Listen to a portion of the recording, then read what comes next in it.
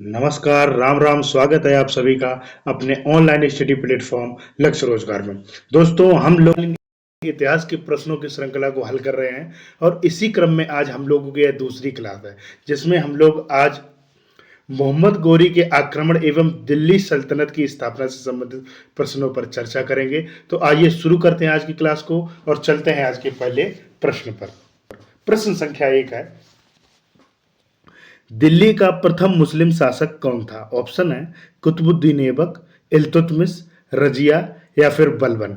बताइए प्रश्न संख्या 1 का आंसर क्या होगा? दिल्ली का प्रथम मुस्लिम शासक कौन था? बताइए। देखिए, मोहम्मद गोरी ने भारत विजय करने के पश्चात अपने जो दास था, उसका जो गुलाम कुतुबुद्दीन, उसको संरक्षण हेतु रखा था। जो जीतने के पश्चात उसने जो भारत में अपने एक गुलाम को रखा था, तथा 1206 में जब मोहम्मद गोरी की मृत्यु हो गई तो उसके पश्चात कुतुबुद्दीन दिल्ली का पहला तुर्क शासक बना था। क्या हुआ था? मोहम्मद गोरी की मृत्यु के पश्चात कुतुबुद्दीन दिल्ली का पहला तुर्क शासक बना था। चलते हैं अगले प्रश्न पर। प्रश्न संख्या 2 है, कथन और कारण दिए गए हैं। कथन और कारण दिया गया है। कथन है, भारत पर तुर्की आक्रमण सफल हुए। कारण बता रहा है, उत्तर भारत में राजनीतिक एकता नहीं थी। अब बताइए इसका जो सही आंसर क्या होगा? ऑप्शन है कथन ए तथा कारण आर दोनों सही है, तथा कारण आर कथन ए की सही व्याख्या है। बी है कथन ए तथा कारण आर दोनों सही है, परंतु कारण आर कथन ए की व्याख्या नहीं है। ऑप्शन सी है कथन ए सही है परंतु कारण आर गलत है, और ऑप्शन डी है कथन ए गलत है परंतु कारण आर सही है। बताइए प्रश्न संख्या 2 का आंसर क्या हो जाएगा? देखिए, जो पहला कथन दिया गया है, भारत पर तुर्की आक्रमण सफल हुए, सही है। कारण बता रहा है उत्तर भारत में राजनीतिक एकता नहीं था, इसका कारण भी है, सही है। तो जो हमारा राइट आंसर हो जाएगा वो हो जाएगा ऑप्शन नंबर ए। प्रश्न संख्या 3 है, निम्नलिखित में से किसने ऐसे सिक्के जारी करने के आदेश दिए जिन पर हिंदू देवी की आकृति अंकित हो? ऑप्शन है कुतुबुद्दीन ऐबक, बाबर, मोहम्मद गोरी, और ऑप्शन डी है महमूद गजनवी। बताइए किस शासक ने यह आदेश दिया था कि ऐसे सिक्के जारी किए जाएं जिन पर हिंदू देवी की आकृति अंकित हो? तो जो हमारा राइट आंसर हो जाएगा वो हो जाएगा option number C, Mohammad Ghori ने। मोहम्मद गोरी ने क्या किया था? सिक्कों पर देवी लक्ष्मी की आकृति तथा मोहम्मद बिन साम लिखाया था। क्या लिखाया था? लक्ष्मी की आकृति थी, और क्या लिखाया था? मोहम्मद बिन साम लिखाया था। ये सिक्के जो थे वो कैसे थे? द्विभाषी थे। गोरी के इन सिक्कों को देहलीवाल के नाम से भी जाना जाता है। किस नाम से? देहलीवाल के नाम से भी जाना जाता है। अगले प्रश्न संख्या 4 है, निम्नलिखित में से मध्य एशिया के किस शासक ने 1192 में उत्तर भारत को जीता? ऑप्शन है जलालुद्दीन मांगबरनी, गजनी का महमूद, शहाबुद्दीन मोहम्मद गोरी, या फिर ऑप्शन डी चंगेज का। बताइए प्रश्न संख्या 4 का उत्तर क्या हो जाएगा? देखिए जो उसका आंसर हो जाएगा वो हो जाएगा option number C, Mohammad Ghori. इसने क्या किया था? इसने जो प्रथम आक्रमण किया था 1178 में गुजरात के शासक भीम द्वितीय के ऊपर किया था, जिसमें क्या हुआ? इसकी पराजय हुई। इसके बाद इसने 1191 में तराइन के प्रथम युद्ध में यह पृथ्वीराज चौहान के हाथों हार गया।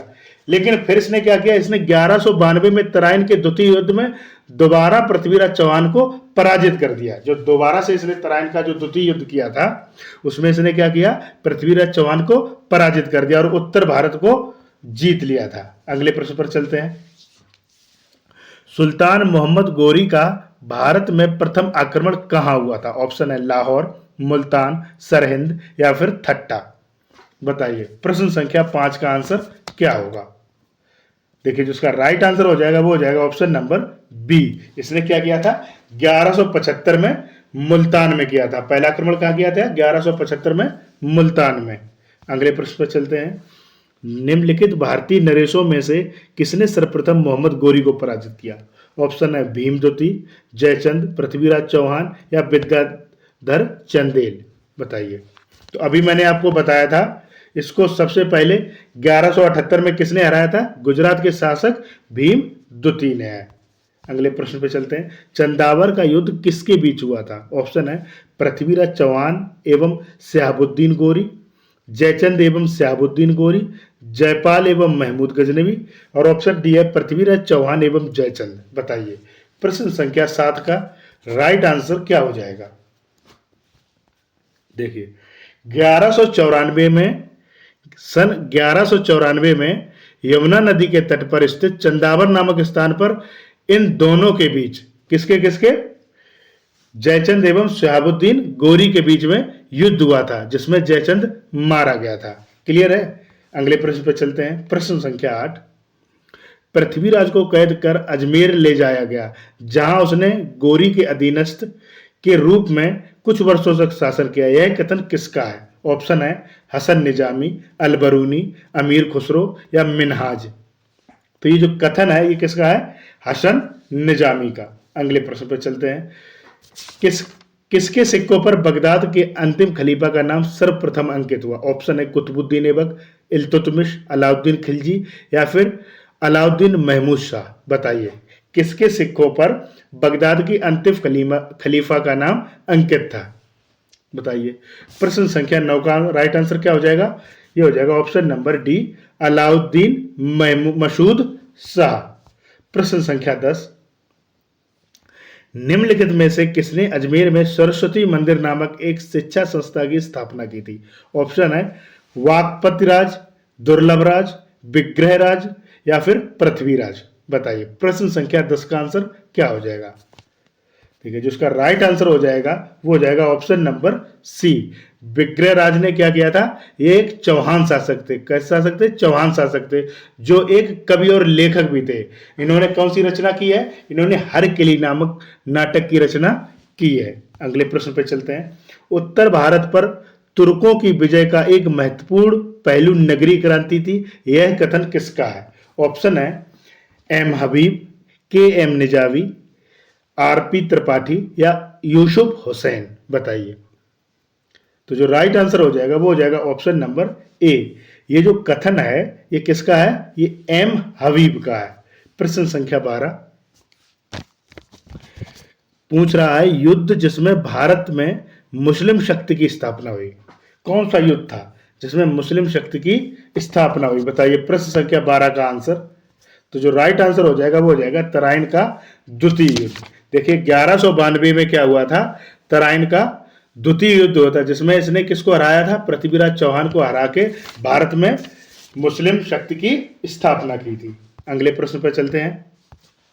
मुस्लिम आक्रमणकारियों के विरुद्ध हिंदू शासकों के पतन का मुख्य कारण क्या था?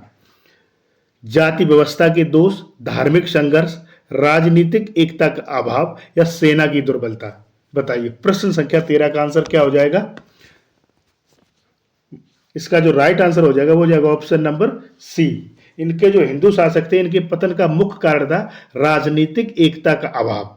ये सोचते थे कि हमारे देश के ऊपर तो इन्होंने, हमारे राज्य पर तो आक्रमण किया नहीं है, तो हम क्यों लड़ाई में शामिल हों। तो इस कारण से इनका पतन हो गया था। प्रश्न संख्या 14। भारतीय गौरव का अंतिम सूर किसके लिए प्रयुक्त हुआ है? ऑप्शन है शिवाजी, पृथ्वीराज, राणा प्रताप या फिर हेमू। बताइए प्रश्न संख्या 14 का जो राइट आंसर क्या हो जाएगा? देखिए ये जो भारतीय गौरव का अंतिम सूर ये किसके लिए प्रयोग किया गया है? ये पृथ्वीराज के किया गया है। तो जो हमारा राइट आंसर हो जाएगा वो हो जाएगा ऑप्शन नंबर बी। प्रश्न संख्या 15 है। निम्नलिखित में से कौन शासक पृथ्वीराज चौहान के नाम से प्रसिद्ध है? ऑप्शन है पृथ्वीराज प्रथम, पृथ्वीराज द्वितीय, पृथ्वीराज तृतीय या उपर्युक्त में से कोई नहीं। बताइए किसको कहा जाता था पृथ्वीराज चौहान के नाम से? कौन प्रसिद्ध था? बताइए।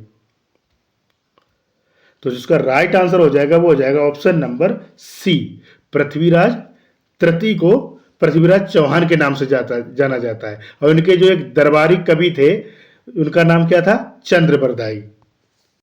प्रश्न संख्या 16 है। दिल्ली सल्तनत की कुलीनता प्रमुख रूप से किससे बनी थी? ऑप्शन है तुर्क, अरब, अफगान या सम्मिश्र अवयव। बताइए देखिए जो उसका राइट आंसर हो जाएगा वो हो जाएगा ऑप्शन नंबर ए। उस समय क्या थे, ये जो उच्च पदों पर तुर्क लोग ही पदस्थापित थे।